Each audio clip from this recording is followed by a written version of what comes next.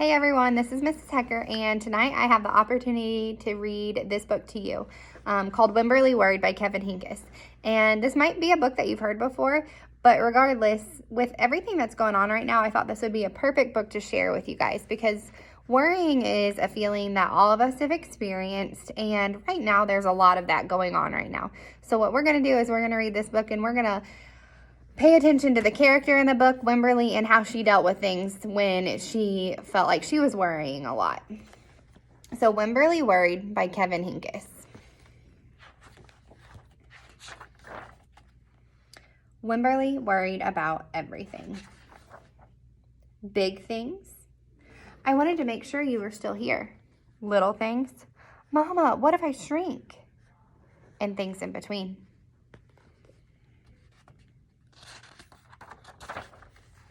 Wemberly worried in the morning, she worried at night, and she worried throughout the day. You worry too much, said her mother. When you worry, I worry, said her father. Worry, worry, worry, said her grandmother. Too much worry.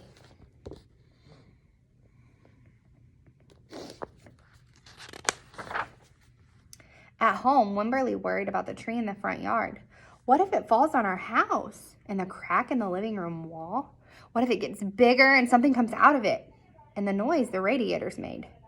What if there's a snake inside?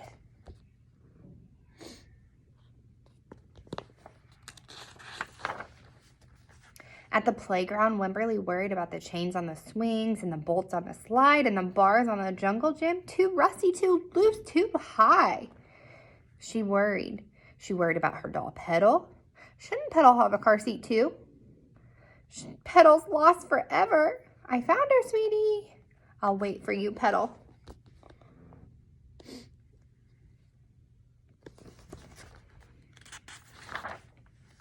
Don't worry, said her mother. Don't worry, said her father. But Wemberly worried.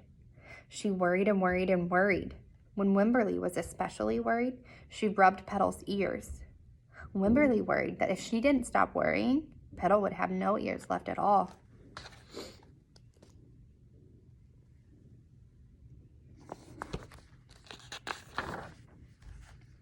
On her birthday, Wemberly worried that no one would come to her party. See, said her mother, there was nothing to worry about. But then Wemberly worried that there wouldn't be enough cake. This is the best present ever. I wish I had my birthday today.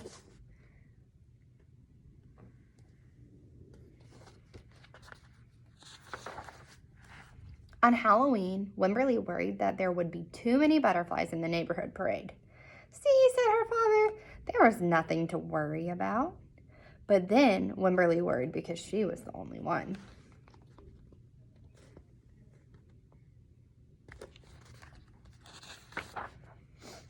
You worry too much, said her mother. When you worry, I worry, said her father. Worry, worry, worry, said her grandmother. Too much worry. Soon, Wemberly had a new worry, school. Wemberly worried about the start of school more than anything she had ever worried about before.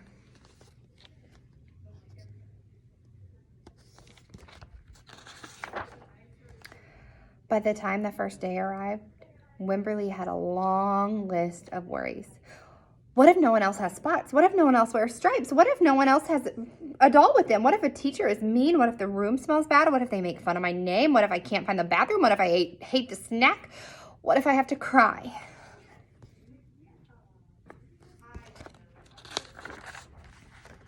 Don't worry, said her mother. Don't worry, said her father. But Wemberly worried. She worried and worried and worried. She worried all the way there.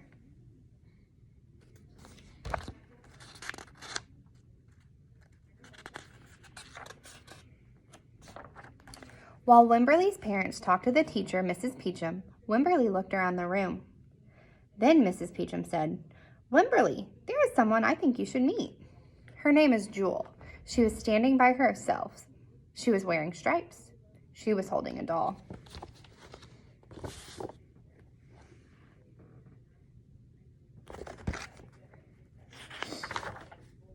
At first, Wemberly and Jewel just peeked at each other. This is Petal, said Wemberly. This is Niblet, said Jewel. Petal waved. Niblet waved back. "Hi," said Petal. "Hi," said Niblet. "I rub her ear," said Wemberly. "I rub her nose," said Jewel.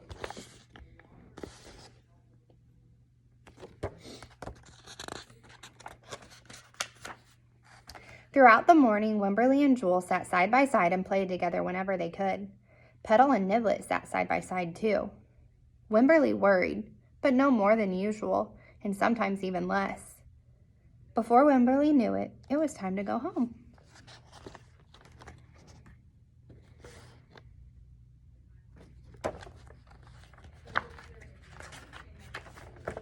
"Come back tomorrow," called Mrs. Peachum, as the students walked out the door.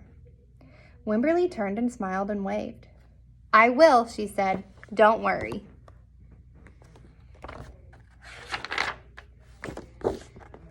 All right, so throughout this book, you see that she's worrying throughout the entirety of it, but she learns that you might be scared right now, but those things are going to pass. So if you have those feelings, I just want you to hold on to the idea that things that are going on right now that are making you worried are only temporary.